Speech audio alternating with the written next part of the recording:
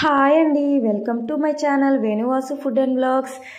ఏ పండగ అయినా, ఏ ఫంక్షన్ అయినా, ఏ అకేషన్ అయినా మనం ఈజీగా చేసుకునే రెసిపీ ఏదైనా ఉందంటే సేమియా పాయసమే కదా. చాలా ఫాస్ట్గా అయిపోతుంది, చాలా టేస్టీగా ఉంటుంది. అందరూ చేసేదే. ఈ కొలతల్లో సింపుల్గా ఈజీ ప్రాసెస్లో చేయండి. నేను ఎలా చేయాలో చూపిస్తాను. చాలా బాగుంటుంది. మనకి చల్లారిన తర్వాత కూడా చిక్కబడకుండా పాయసం అనేది కరెక్ట్ కన్సిస్టెన్సీలో వస్తుంది. ముందుగా ఎవరైనా ఛానల్ని చూసినట్టయితే ప్లీజ్ సబ్స్క్రైబ్ చేయండి. పక్కనే ఉన్న బెల్ ఐకాన్ని క్లిక్ చేస్తే నోటిఫికేషన్ మీకు వెంటనే వస్తుంది. ఇంకా మరిన్ని వీడియోస్ని మీరు ఇంకా చూడొచ్చు. ప్లీజ్ ఛానల్ని కొంచెం సబ్స్క్రైబ్ చేయండి. ఈ సేమియా పాయసం అనేది మనకు చల్లారిన తర్వాత కూడా చిక్కపడకుండా చాలా టేస్టీగా ఉంటుంది. పర్ఫెక్ట్ కొలతలతో ఎలా చేయాలో ముందు చూసేద్దాం.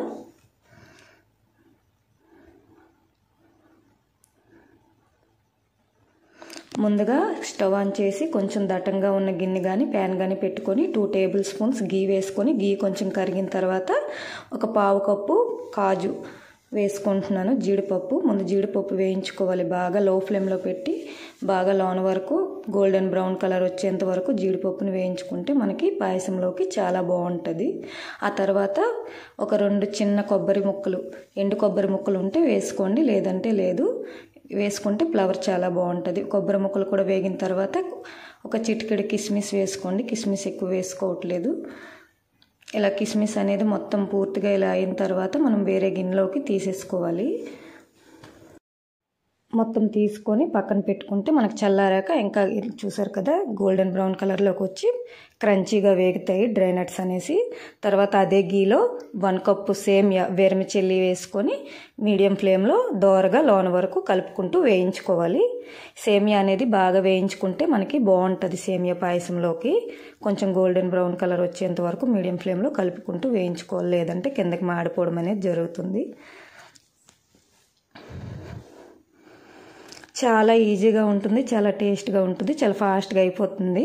ఇలా చూసారు కదా కలర్ చేంజ్ అయిన వెంటనే మనం వేరే గిన్నెలోకి ఈ సేమియా అనేది ట్రాన్స్ఫర్ చేసేవాలి. మనం నెయ్యితో ఫ్రై చేసుకున్నాం కదా, ఆ నెయ్యితో పాటు ట్రాన్స్ఫర్ చేసి తీసేసుకోవాలి.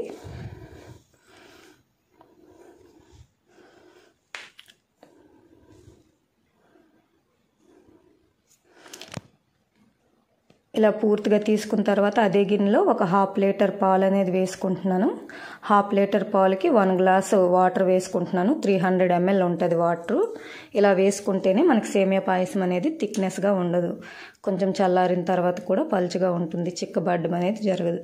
ఇలా వేసుకొని పొంగు వచ్చేంత వరకు బాగా మరిగించుకోవాలి. ఇలా పొంగు వచ్చిన టైంలో గంటితో అంచులు వెంబడి కలుపుతూ ఉండాలి, లేదంటే అంచులు మేగడి కట్టడం, అంచులు కంటేయడం జరుగుతుంది.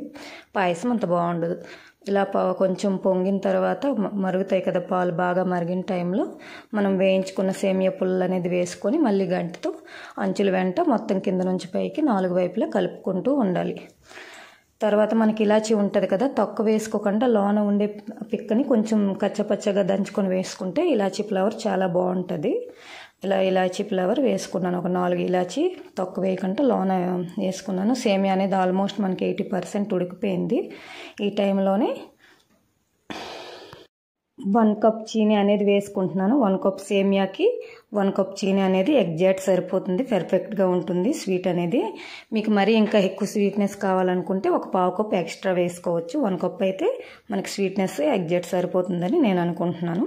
మీకు ఎక్స్ట్రా స్వీట్నెస్ కావాలంటే వేసుకోవచ్చు. ఇలా మీడియం ఫ్లేమ్లో బాగా చీనీలో మొత్తం కలిసేంత వరకు బాగా మరిగించుకోవాలి. ఆ తర్వాత మరిగిన తర్వాత చీనీ అనేది కలిసిపోయిన తర్వాత మనం వేయించుకున్న డ్రై నట్స్, కాజు, కిస్మిస్ ఇవనేవి సేమియాలో వేసుకోవాలి. ఇలా వేసి ఒక 2-3 మినిట్స్ పైకి ఉడికిన తర్వాత మనకి సేమియా అనేది ఆల్మోస్ట్ ఉడికిపోయి కొంచెం చిక్కబడుతుంది.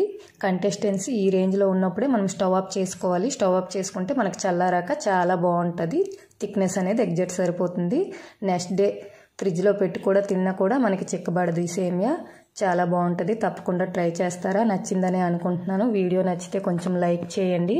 ఛానల్ని సబ్స్క్రైబ్ చేయడం మర్చిపోకండి. కొంచెం ఛానల్ని సపోర్ట్ చేయండి. ఇలాంటి ఇంకా మంచి మంచి వీడియోస్ పెడుతూనే ఉంటాను. Thank you for watching.